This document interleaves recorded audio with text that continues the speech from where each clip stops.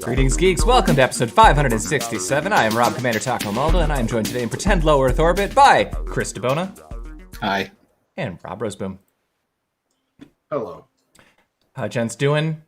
I ask like we haven't been talking about horrible things that we can't stream for the last 10 minutes. I'm a little shell-shocked yet. Yeah. About the darkness. The darkness. Well, I guess today is Pardon Day for the last day of the Trump administration. Yeah, I'm living in fear.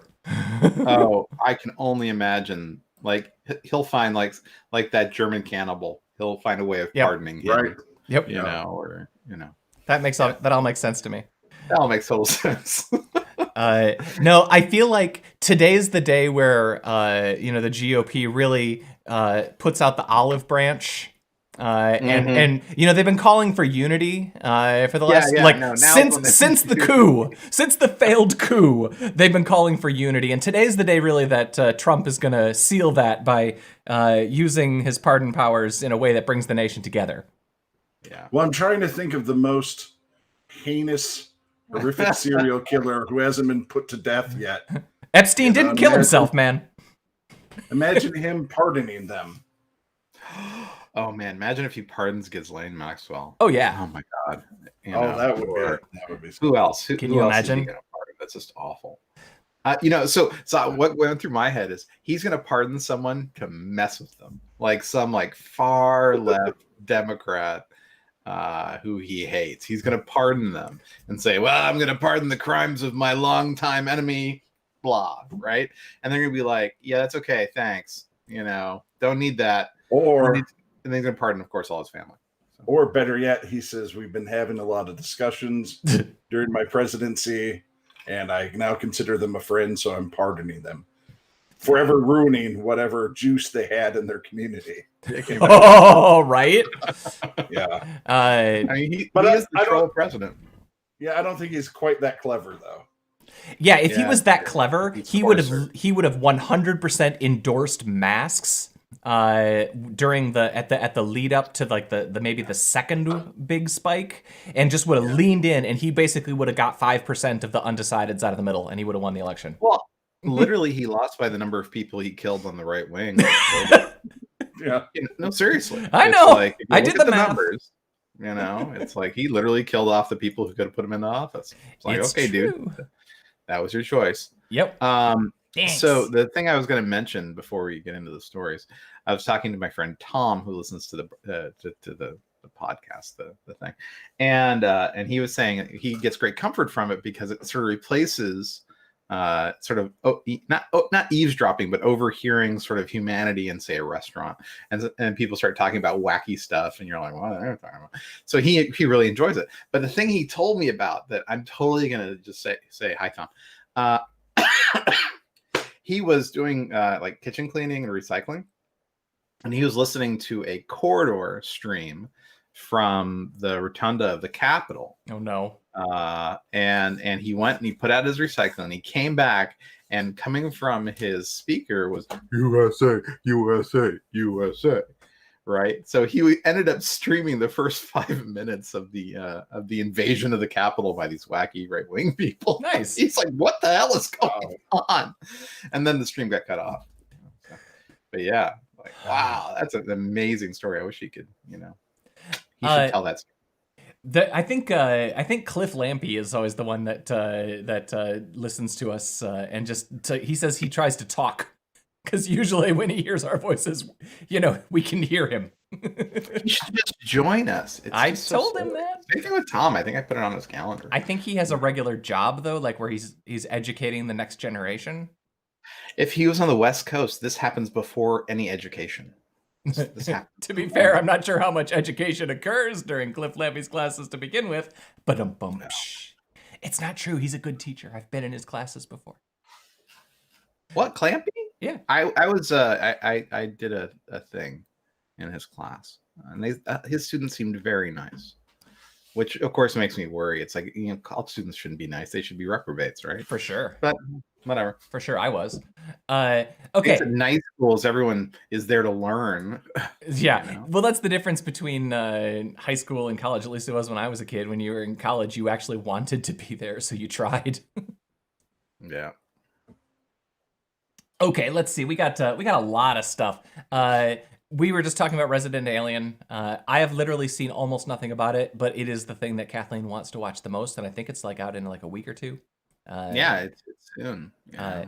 Alan Tudyk has been in some of the greatest things Everything. of all time. So, Firefly, obviously, but Doom Patrol, obviously. But he's also done voice work in He's a remarkable all voice the actor. Disney movies. He's got a voice in the Poison Ivy, the Harley Quinn show. Oh, I didn't know that. Yeah, he's everywhere. I think he's like the next generation's Mark Hamill, right? Not that he was important as Luke, but his voice work, it really does span quite a bit for someone so young, Rob, do you want to tell us about cocaine hippos? Wait, what? Oh, cocaine hippos, yeah. I thought we already talked about this. We talked about it in podcasts past because they had become an issue. But now they've actually done a zoological study on it, some papers. Some ecologists looked at the problem, and the only solution they have is he thinks we should cull all the hippos. So for those of you who don't know, what is the drug lord's name? Pablo Escobar. Yeah, Pablo Escobar, among some of his other things that he had at his house, was a few hippopotamus. And when he was killed... Isn't it hippopotami? Ooh. I don't know. Anyway, the hippos escaped. Some were let go. Some escaped after, he was taken into custody. And it turns out there's no natural predator to the hippopotamus in Colombia. So they started to breed like crazy. And now they've spread out in waterways up to 100 miles away from where they're originally kept. And they are dangerous animals. Yeah, they are. Extremely dangerous. Remember, we talked about this before. There was a movement in the 30s or 40s to make hippos a meat animal in the United States, but they were determined to be too powerful, too violent, and needed too much water.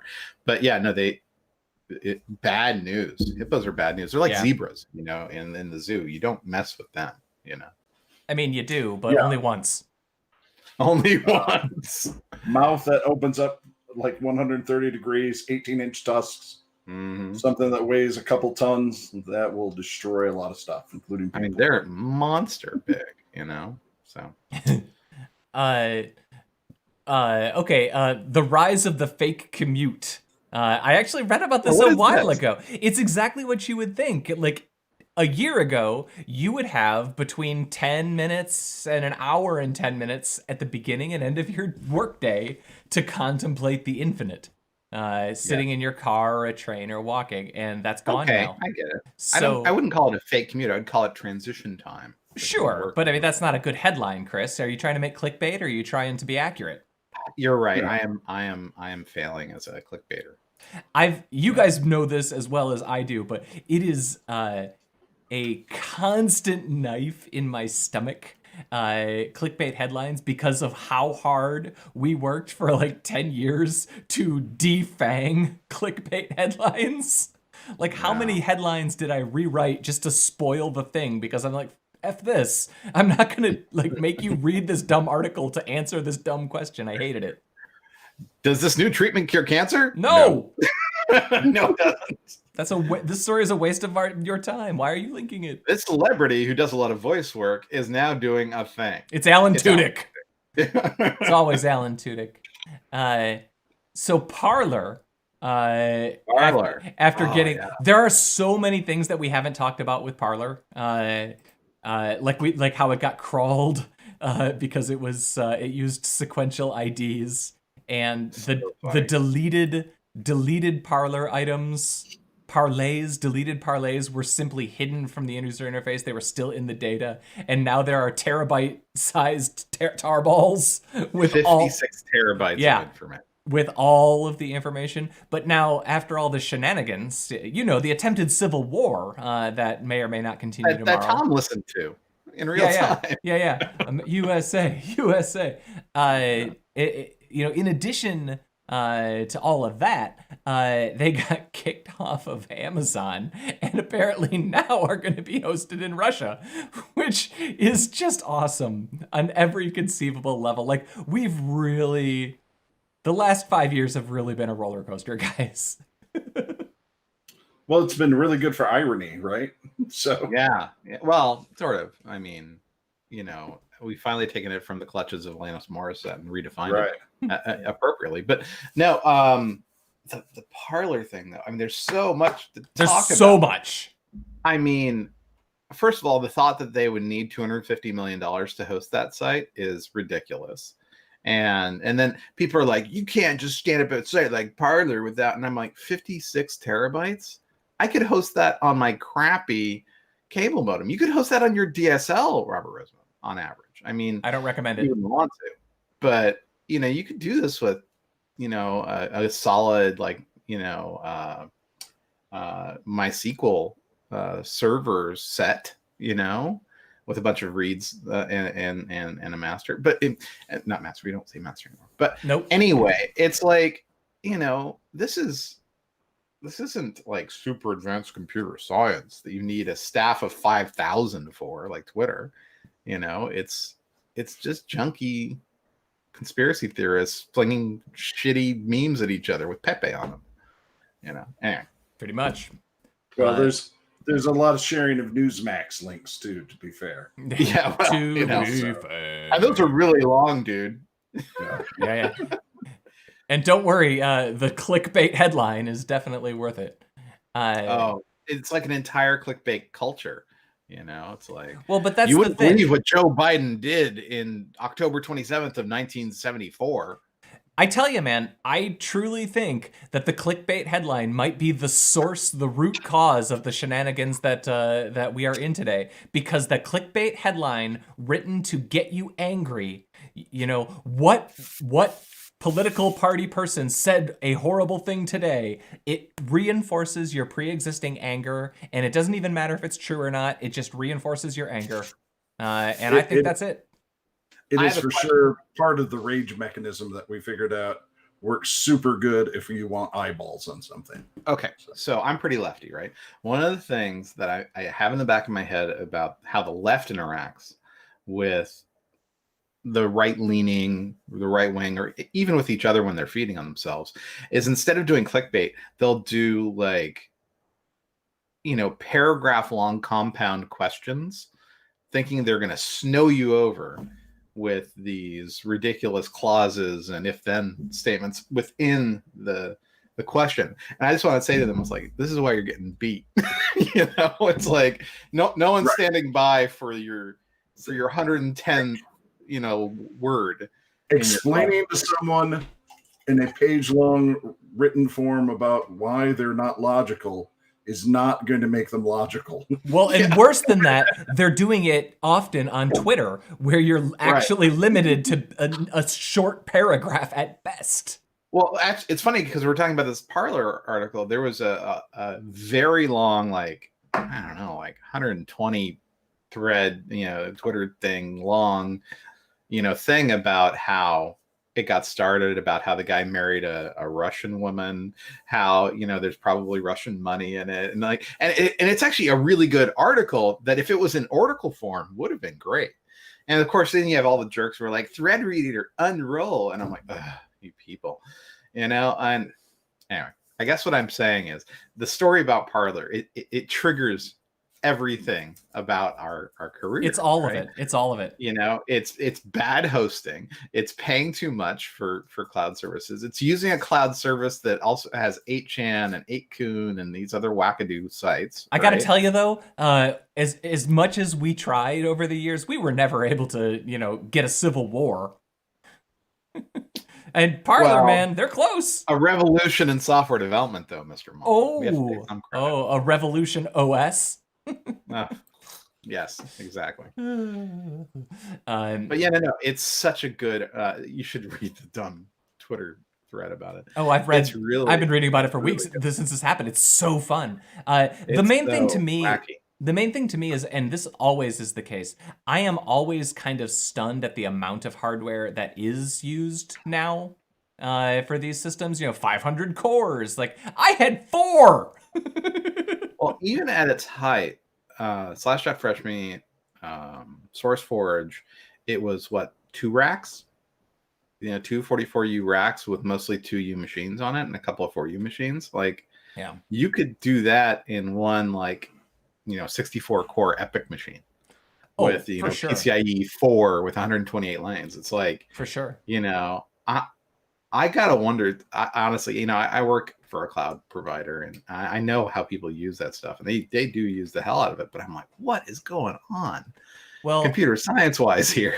I would assume, and I'm not trying to pick a fight or be mean or anything, but I would assume that the traffic on Slashdot is half what it was, a third of what it was. Rob, you left years after I did. I don't know what the traffic looks like, but at its peak, we needed 12 front-end servers, and I think they were all dual processing machines. So we had 24 cores for the front end, and then a couple of databases, and that really was it. And you can put all of those cores, and they would be an order of magnitude faster, and the backup on a modern laptop.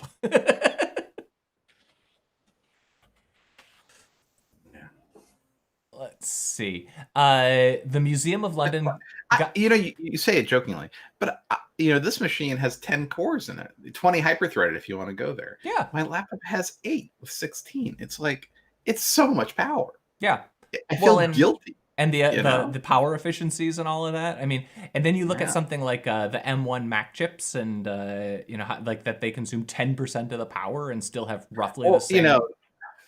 And the genius of those is they're coupling. No one wants to develop for their platform anymore with on die memory chips. It's brilliant. Surprise. Just in case you were wondering, Zoom is watermarking their meetings, so you should be aware of that before you leak. Nice. I would 100% assume that this video chat window is watermarked.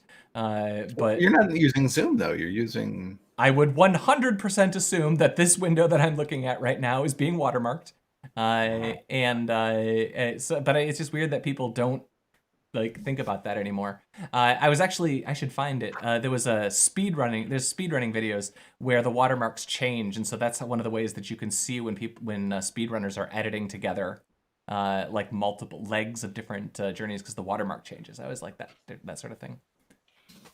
Yesterday, I straight up watched a half hour of somebody speedrunning King's Quest 4. So what do I know? Yeah. You don't know anything. It's true. It's true. The Museum of London has acquired the giant inflatable Trump baby balloon. So I was at one of the early Trump protests, so that's basically, so what Whitehall is. Whitehall is where all the parliamentarians get together.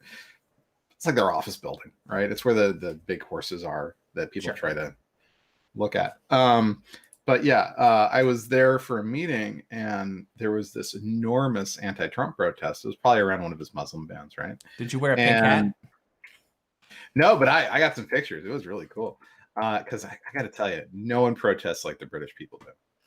They're just, it's so colorful. It's so imaginative the way they do it. Let me find the pictures. This is worth. Man, we have a lot of things that we can talk about today. Yeah. Oh my goodness. 'Tis true. Well, okay. I'll just spit out a couple of quick things while you're scrolling for that. Captain America may be coming back to the MCU, but he's denying it. But who knows? Is he being like some? Oh, we haven't talked about WandaVision. That's where I was going next. I wanted to get some my Marvel stuff out of the way. WandaVision. What did you think? So I saw the first 2. Is the third one out? No, it's not. I really, really, really, really enjoyed it. I think that it would have been cooler or better had it been released according to the schedule that you want, because they originally intended, with Falcon and the Winter Soldier coming first, because this is so weird and so, I mean, it's the first 2 episodes obviously are just sitcoms, but like with sprinklings of MCU into it. I wish that I assume the next episode is going to be the one where the walls start breaking down. But I wish that we would get to that a little quicker. But I'm really enjoying like them playing around in different genres. I just feel like that's a hard sell for it being the first. Hey, it's Cliff Lampe. I saw WandaVision being discussed.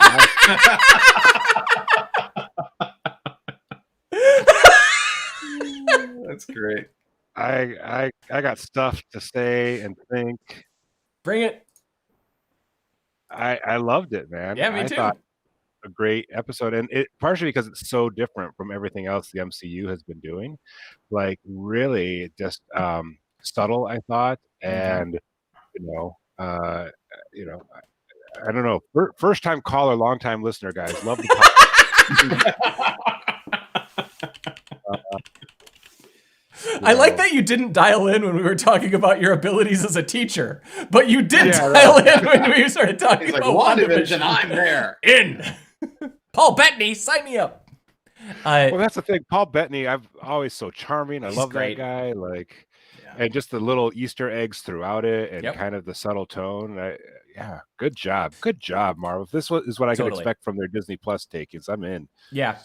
I mean, I think that. So I'm going to disagree slightly. I think they're asking a lot of people to sit through all that gobbledygook from the 50s and 60s that most people do not value. And like my kid, who was watching with me, Val's like, "What is this?" And I'm like, "Well, there was a show called Dream of Jeannie," And he's like, "Does anyone care?" And I'm like, "Well, three of us, and I'm one Hollywood production."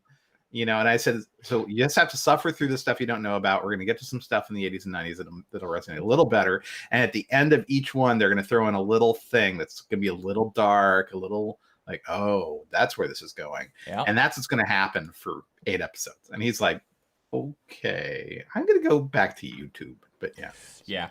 Well, my kids don't care about Marvel in the slightest. They're just, it's not even on their radar. My kid cares. And he sat through both. So that's saying something.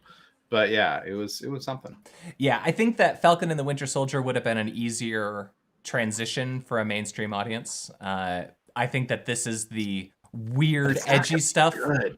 This is the weird, edgy stuff that I want to see them do. This goes back to what I've been saying all along, which is that we should follow characters for 6 to 8 episode story arcs and not follow the CW model where you get 9 seasons of The Flash, but it's not really The Flash because there's 37 supporting actors.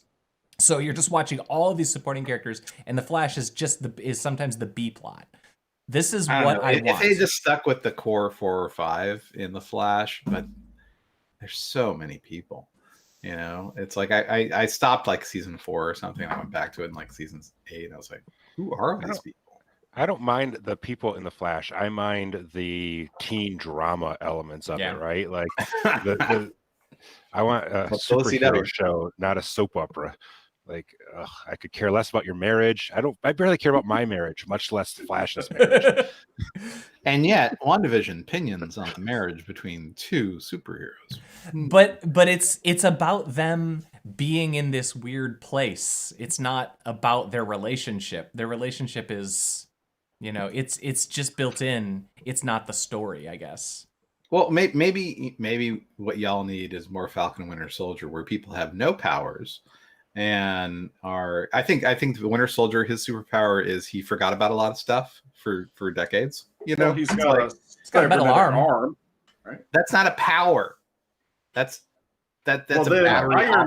Iron Man doesn't have a power that. And you know how I feel about this. I think Iron Man is just a physics defying. So I think he has the power of inertial dampening. Yes. I think that's.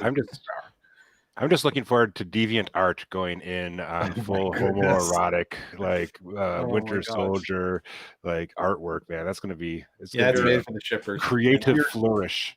You're kidding yourself if you don't think that already exists. Hold on, I gotta go look for some stuff. Well, so Jenny, what's her last name? Nicholson. She did one on finding unusual fan fiction, and the one she found was like One Direction during their breakup during the Purge. She's like, you can find any kind of fan fiction you ever if you want. Yeah, that's the thing. So she just released a Vampire Diaries write-up or video, which is it's actually full-on really Sunday funny. Silva. It's Yeah. really funny. I watched the first 10 minutes and I'm like, I'm not sure I can make it through this whole thing. But just watching her go in, and then she has that chart. Yeah.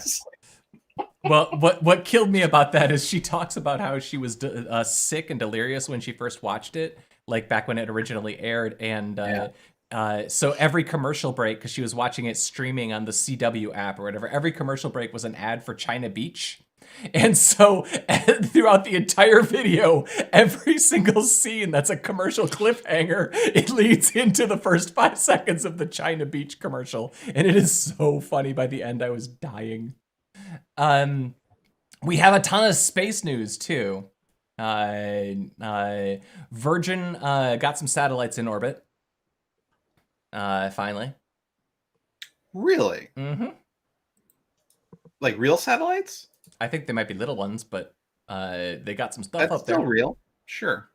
Well, Branson needs his evil lair in space at some point, man. Like that's a Bond villain looking for his laser sharks. Well, he already has his island, Yeah. Necker, so. And I mean, I assume he could just borrow Epstein's whenever he wanted. He's going full Moonraker. Well, I will give Branson credit. At least he was not pulled into that whole thing, even though the guy was like 2 islands over. Yeah. It's like I guess you could pick Epstein's or Branson's island if you're a rich person. Island Club. Yeah. They did a test fire of the new SLS rockets. New SLS How'd rockets. It go? One of them. I haven't watched Scott Manley yet. Right. So I think the new rocket. So the SLS rockets are actually old space shuttle engines. In fact, They've been updated though. I mean, come on. Yes, but literally one of the rockets has flown on the space shuttle, like in the test fire yesterday. Like it's literally the rocket from the test. They just moved it over to the new SLS.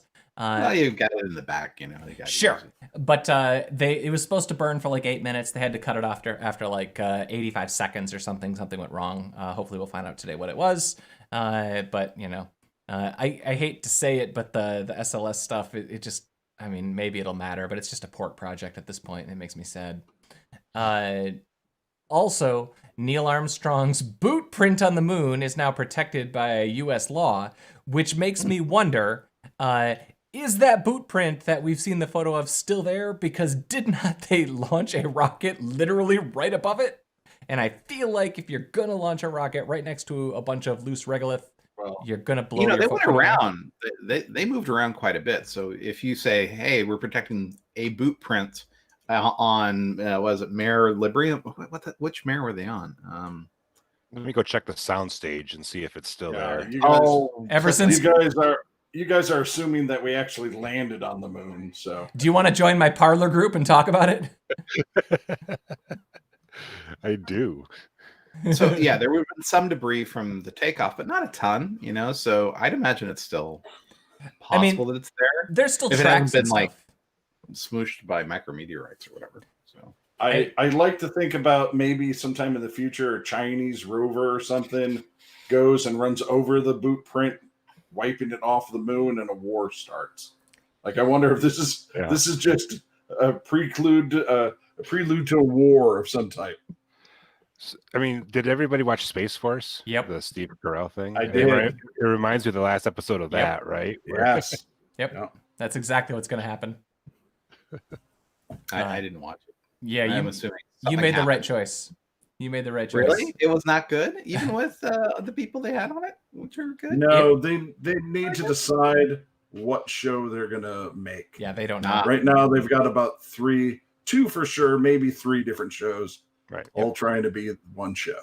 1.5 of them, which are really good. Yeah.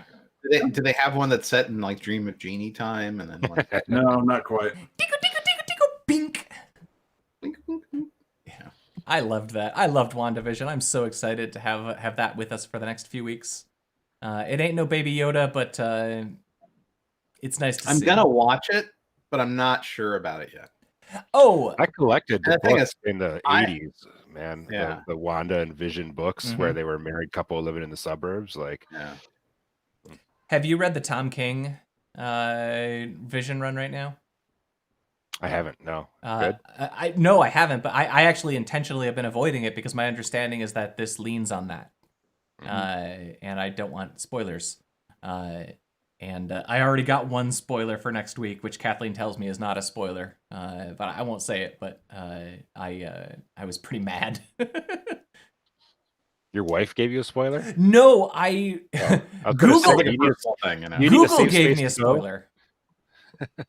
Google recommended a really nice review for me to read, and the problem was this review had been written by somebody who had seen 3 episodes, and I had only seen 2, and they revealed a thing that occurs in the 3rd episode. Bastards. That's all right. I shouldn't have been reading that if I Internet. yeah, I shouldn't have been online. That's the problem. I think that was my last article for today. What else? What else do we should talk have? about Parler since Cliff is here. Oh, that's true. I We can tell actually you, have a Cliff, legit talk. I've been doing a ton of media on that this week. I bet.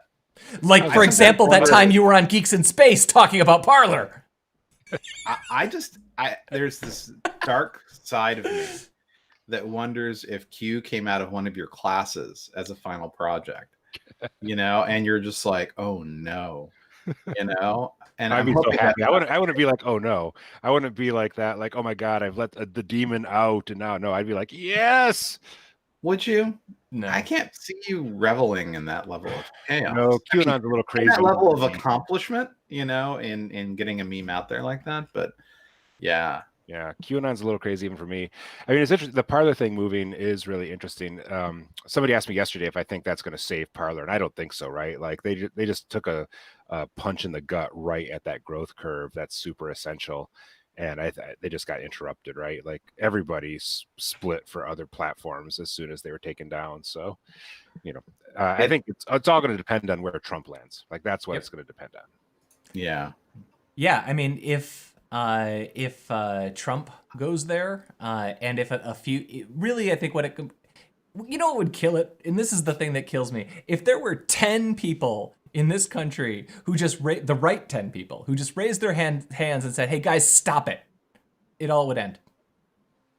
It's clear that they're not going to do that, or it didn't work. It's amazing. Yeah. It's amazing. Yeah, if Trump had a better track record of paying his bills, I'd go offer to set him up his own social media site because right? I mean the dude's going to pull 30 million users whichever direction he goes. So yeah. Well, and here's the thing though, he doesn't pay his bills. This is what we've learned. Actually, there's a lot of campaign. I don't know if you remember this, like 6 weeks before the. Oh, there's 1,000 of these. I was like, yeah, I would literally only take bags of cash. Yeah. For anything for that ahead campaign, of time because he will not pay you. And I'm wondering who the suckers are who are like, no, it's cool. We can trust Donald Trump, I'm like, no. The suckers, like the city governments who don't have a choice because the president is coming and you have to provide security. Exactly. I mean, honestly, it's so funny. No, it's horrible. It's just, it's awful. And I'm just picturing him going to so Amazon, I'm just going to pay you lots of money. Okay. And they're like, no, it's how about you have an account, you put a lot of money into it, and then we'll talk. But yeah, man. And I'm just picturing Jeff Bezos saying, who wants to host with us? No, let him go to Oracle. Let him go to IBM. He's got a relationship with Gina Rometty. Guess I got that kind of time. Should we say goodbye? I don't know. What else does Cliff have for us? Yeah, Cliff. I just was here for WandaVision. Thanks for letting me know.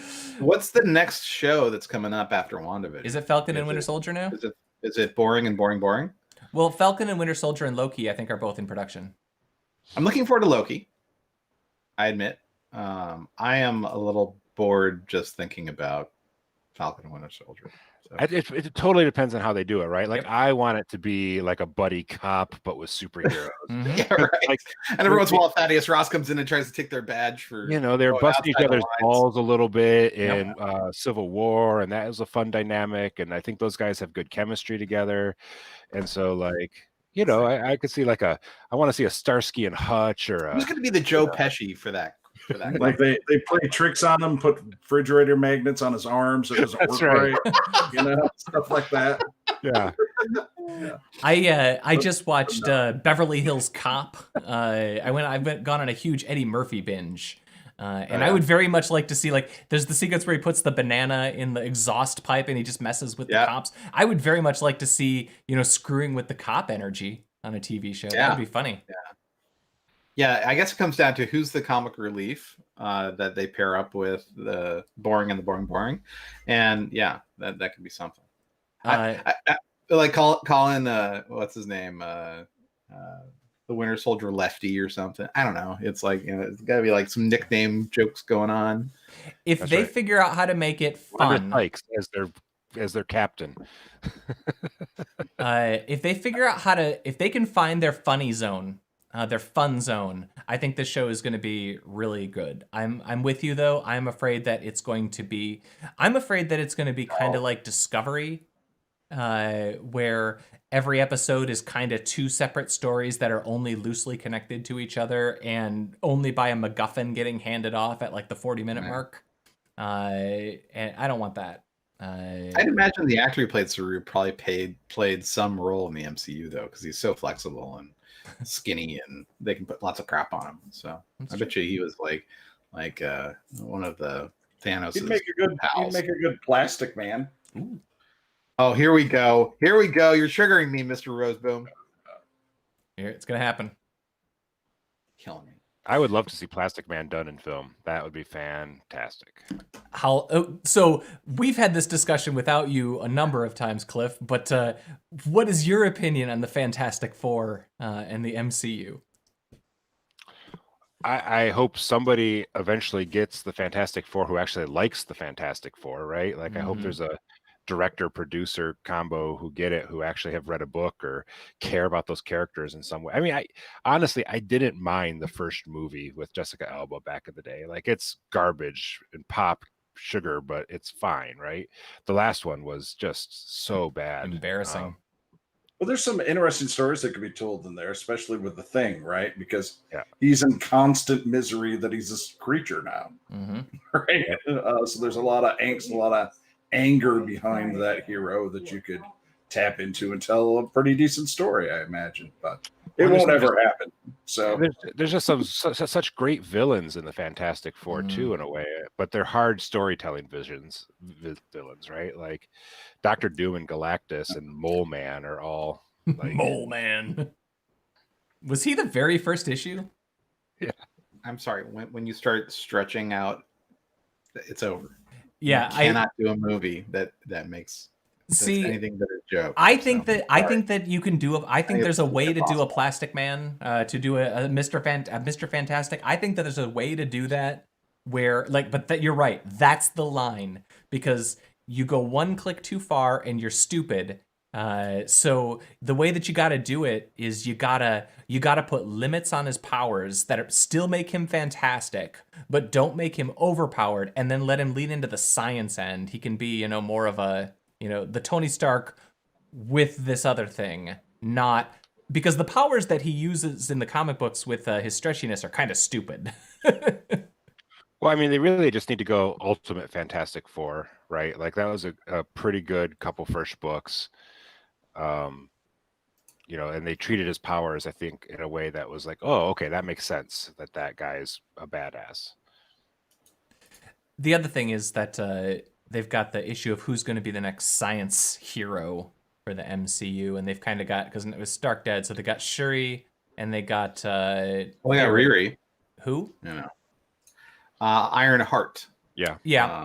But they haven't even introduced her yet. Yeah. Yeah, but they were going to in one of the MCU series. She's getting a TV show, right? Yep. But I thought she was getting. So. It looked to me like that was one of them that they were like slating as more of a younger age show. They're like some of those shows are. It's their CW play. That's right. You got to take on Vampire Diaries.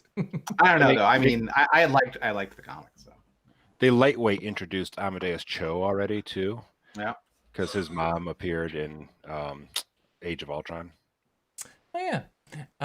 Well, but by that logic, Don Glover is already Prowler. Is that who he was in the last Spider-Man? There's a lot of things that they can do. I'm gonna say goodbye to the internet now, because that way we can all say really embarrassing things. Goodbye, Cliff Lampe, Chris DeBona, bye, Rob Roseboom. Goodbye. And I'm Rob Commander Taco Malda. This has been Geeks in Space. Tomorrow we are watching The Arrival at night, so be there.